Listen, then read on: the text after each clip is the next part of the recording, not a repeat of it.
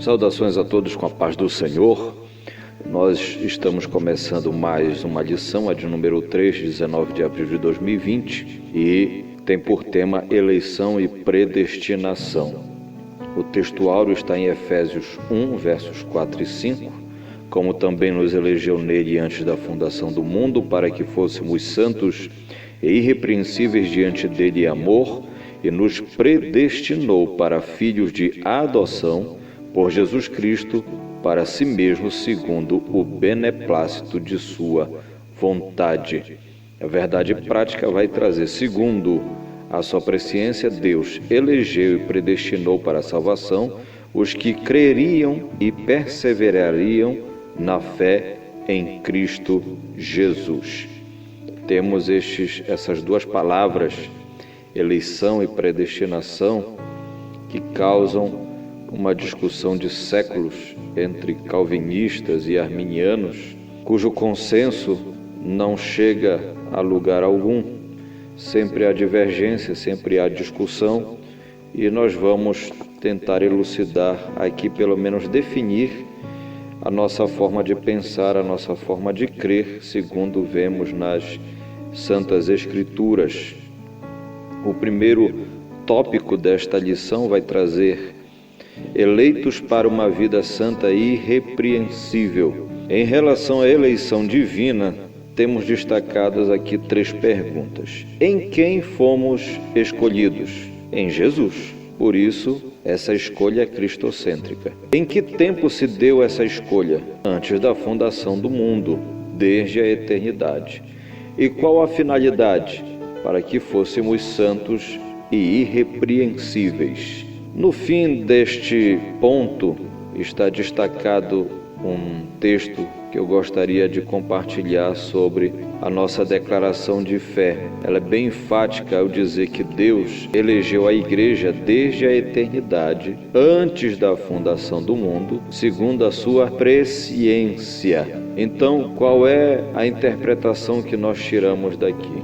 Se nós olharmos 1 Pedro 1,12, estará escrito assim: eleito segundo a presciência de Deus Pai, em santificação do Espírito, para a obediência e aspersão do sangue de Jesus Cristo. Essa definição de Pedro, essa explicação de Pedro, ele vai dizer que nós somos eleitos segundo a presciência de Deus. O que é a presciência? É o conhecimento prévio. Antes das coisas acontecerem, Deus já conhece. Então, em Cristo, Deus elegeu uma igreja para ser salva, santificada e glorificada. A igreja é eleita, ou seja, Deus elegeu um povo. Ele disse: há um povo meu que eu vou fazer assim, assim, assim. Eu vou salvar, vou santificar e eu vou glorificar. Que povo é este? A igreja. Todavia, ele não escolheu, ele não determinou quem faria parte desta igreja. Mas pelo seu prévio conhecimento de tudo, ele sabe quem vai aceitar, quem vai fazer parte desta igreja. A igreja é eleita e nós somos eleitos porque fazemos parte da igreja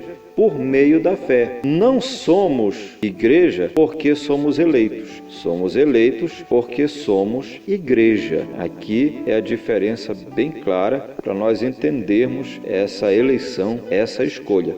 Deus escolheu uma igreja, mas não quem faria parte da igreja. Os pontos seguintes vão falar sobre, o segundo, as condições da eleição. O comentarista vai nos dizer que a eleição para a salvação em Cristo é oferecida a todos. João 3,16 vai trazer isso bem claro, que Deus amou o mundo de uma tal maneira que deu seu Filho unigênito, para que todo aquele que nele crê não pereça, mas tenha a vida eterna. Todo aquele que nele crê. Deus amou quem? O mundo, amou todos. Ele não amou só alguns, não escolheu só alguns, não determinou só alguns para a salvação. Então é verdade isto que em 1 Timóteo está escrito no capítulo 2, os versos 4 a 6, o seguinte: que quer que todos os homens se salvem e venham ao conhecimento da verdade, porque há um só Deus e um só mediador entre Deus e os homens, Jesus Cristo, o homem, o qual se deu a si mesmo em preço de redenção por todos, para servir de testemunha a seu tempo. Então, primeira afirmação, Deus quer que todos os homens se salvem. É a vontade de Deus que todos sejam salvos. Mas nem todos querem a salvação. São poucos que acertam o caminho estreito para esta salvação. Ainda diz mais, em que Ele se deu a si mesmo em preço de redenção por todos. Então todos têm o direito, todos podem ser salvos, só que nem todos querem. Agora, aquilo que a igreja tem que ser, e isso é o que Deus determinou para a sua igreja. Aqueles que fazem parte da igreja agora são os eleitos, agora são o povo de Deus. E Deus tem chamado uma igreja para ser o quê? Santa e irrepreensível, que é o ponto 3. Nós fomos salvos, nós fazemos parte da igreja, e agora, como parte da igreja, devemos viver uma vida de santificação, uma vida longe daquilo que tira a nossa comunhão com Deus. O pecado nos separava de Deus, agora nós somos separados do pecado para Deus, tirados do mundo para sermos de Deus. Não podemos ficar envolvidos com o pecado, não podemos viver uma vida pecaminosa, porque tudo isso não faz parte mais de nós. Somos o povo de Deus. O ponto 4 vai citar a nova vida dos eleitos, ou seja, da igreja. Qual é essa nova vida? É uma vida que não tem mentira, não tem furto, não tem palavras torpes, não tem amargura, não tem ira, cólera. Não há fornicação, impureza, avareza, embriaguez, nada disso é para nós. Nós somos a igreja do Senhor. E uma igreja que deve viver debaixo da vontade do Espírito Santo de Deus, porque esse Espírito vai nos conduzir numa vida de santidade, vai nos ajudar a sermos santos e cada dia mais nos capacitando para sermos este povo que Deus quer, esse povo que Deus determinou para ser glorificado, para viver com Ele para sempre. O segundo tópico vai trazer o seguinte: predestinados para filhos de adoção. O comentarista diz o seguinte: a palavra predestinar mostra que o destino dos eleitos foi feito na eternidade. Então, o que significa aqui a predestinação? Não é que Deus tenha determinado um povo, algumas pessoas para fazer parte da igreja. Não. Significa que Ele conhece desde antes de tudo quais seriam aqueles que fariam parte. Então, mais adiante aqui, quando a gente vai ver a predestinação no primeiro ponto, lá no final vai citar a nossa declaração de fé, em que vai dizer que a predestinação dos salvos é precedida pelo conhecimento prévio de Deus, daqueles que diante do chamamento do Evangelho recebem a Cristo como seu Salvador pessoal e perseveram até o fim. Para embasarmos isso, vamos ler Romanos 8, 29 e 30, que diz assim: porque os que dantes conheceu, também os predestinou para serem conformes à imagem de seu Filho, a fim de que ele seja o primogênito entre muitos irmãos. E aos que predestinou, a estes também chamou. E aos que chamou, a este também justificou. E aos que justificou, a estes também glorificou. Veja bem, porque os que dantes conheceu. Então, como ele conheceu antes de tudo, ele conheceu pela sua presciência, o seu conhecimento prévio, conheceu aqueles que fariam parte da igreja. Então, quando ele conhece aqueles que fazem parte, aqueles que vão aceitar o convite, estes ele vai chamar de predestinados. Então é bem diferente. Ele não predestinou aquele que vai fazer parte da igreja. Ele conhece de dantes, é como diz a expressão, porque os que dantes conheceu, que conheceu antes, esses ele sabe quais os que vão aceitar o seu convite. É muito claro aqui, ele já sabe quem são aqueles que vão aceitar o convite, e a estes que aceitarem o convite, que vão fazer parte da igreja, a estes ele vai o quê? Justificar, vai glorificar, vai dar a vida eterna, porque faz parte da igreja. Então veja bem, o que nós podemos afirmar sobre isso? Que os eleitos estão predestinados, não por uma escolha, não por uma seleção prévia, anterior, mas pelo prévio conhecimento de Deus, por sua presciência, pois ele já sabe quem, por meio da fé, fará parte da igreja. O que está determinado por Deus, é o que vai acontecer com a igreja. A igreja vai viver em santidade, a igreja vai ser glorificada, a igreja vai viver eternamente com Deus. Isso está determinado. Todavia, ser igreja é uma decisão pessoal de quem aceita o convite de Deus. Eu aceito o convite de Deus, faço parte da igreja. Agora, como igreja, o que é que eu posso esperar? Já está determinado aquilo que vai acontecer com a igreja. Eu fazendo parte dessa igreja, está determinado o que vai acontecer comigo a partir daí, e não antes, mas como igreja.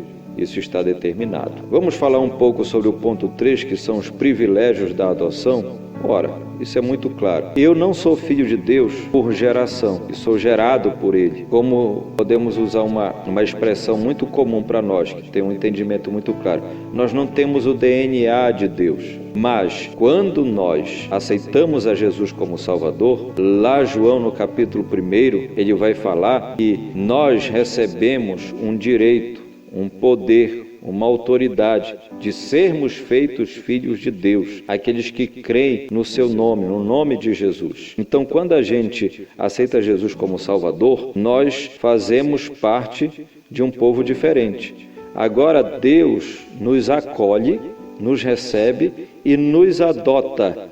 Ora, quem é filho de sangue e quem é adotado não tem diferença. Perante a lei tem os mesmos direitos. Se eu sou adotado por uma família, por um pai, perante a lei eu passo a ter os direitos de filho. E é isso que acontece. Tudo aquilo que está determinado por Deus para seu filho está para mim quando eu me torno filho, ainda que seja por adoção. Veja bem, quando nós lemos os versículos anteriores de Romanos 8, 29 e 30, diz: a fim de que ele seja o primogênito entre muitos irmãos. Quem? Seu Filho Jesus Cristo. E o Filho Jesus foi glorificado, nós também seremos. Recebeu um novo corpo, nós também receberemos. Ele vai passar a eternidade longe de todo o sofrimento, nós também vamos. Ele está no céu, nós vamos para lá. Ele é o primeiro. Ele ressuscitou. Se nós morrermos em Cristo, ressuscitaremos primeiro. Ele ressuscitou para nunca mais morrer. Nós também ressuscitaremos para nunca mais morrer. Assim, tem todo o direito de filho, mesmo sendo adotado. Para nós encerrarmos a nossa lição, este breve comentário, vou destacar já no último tópico, o primeiro ponto e no segundo ponto, alguns comentários da revista, que diz assim: nenhuma delas faz referência à condenação de pecadores. Das referências bíblicas que nós temos sobre predestinação e salvação, 6 vezes aparece a palavra no Novo Testamento, em Atos, capítulo 4, verso 28, Romanos 8, 29 e 30, 1 Coríntios 2, 7, Efésios 1, 5 e 11. Nessas referências, não há uma predeterminação da condenação, mas esses versículos vão apresentar predestinação em relação à salvação. Ora, se por acaso Deus houvesse determinado quem deveria ser salvo ou não, obviamente os versículos não falariam só sobre salvação, falariam também sobre condenação, e não falam. A declaração de fé das Assembleias de Deus vai dizer que a predestinação bíblica diz respeito apenas à salvação. Está aí uma prova de que, se a predestinação fala só sobre salvação, está falando só sobre a igreja. Então está falando de um grupo que aceitou fazer parte de uma igreja, e esta igreja está predeterminada para a salvação. Então, se está falando só sobre salvação, está falando só sobre a igreja. Não está falando sobre todo o mundo, para que alguns façam parte da igreja e outros não. Para encerrar, a salvação como favor imerecido provém do amor de Deus. Não obstante, os que se achegam a Cristo não são coagidos a chegar, mas são atraídos por Ele pelo seu amor. O amor de Deus nos constrange. Nós somos atraídos a Deus pelo seu amor maravilhoso que foi derramado naquela cruz por nós. A cruz, a salvação, o amor, nós sentimos uma atração à salvação pelo amor de Deus. Nós não somos obrigados, coagidos, determinados, antes de tudo, para sermos salvos ou condenados, mas nós somos atraídos pelo amor de Deus para sermos salvos. Então eu vou ler a conclusão da lição que diz: Cristo morreu por todos e por cada um dos pecadores, desde a eternidade, segundo a sua presciência em Cristo. Deus elegeu e predestinou os que creriam e perseverariam na fé a viver em santidade, receber a filiação divina e a desfrutar de todas as bênçãos espirituais divinamente estipuladas. Então foi pelo seu prévio conhecimento que ele pôde dizer: este aqui será salvo e este aqui não. Não porque ele determinou, mas porque ele já conhece aqueles que vão aceitar o seu convite. Que nós venhamos a perseverar na fé, que nós venhamos a estar firmes em servir ao Senhor, que venhamos a nos submeter à ação do Espírito Santo em nós, para que tudo aquilo que está determinado para a igreja aconteça em nossas vidas, mas só de uma maneira: se nós continuarmos sendo igreja. A partir do momento que nós saímos dos caminhos do Senhor, as maravilhas determinadas para a sua igreja não são mais aplicáveis a nós. Estamos à mercê do inferno de Satanás, da perdição. Mas enquanto fizermos parte desta igreja, nós estaremos determinados a viver as maravilhas que Deus tem reservado para o seu povo. Então, que Deus nos abençoe e que venhamos a buscar mais e mais as coisas de Deus, aquilo que Ele tem determinado para a sua igreja. Que todos nós sejamos ricamente abençoados em Cristo Jesus, nosso Senhor.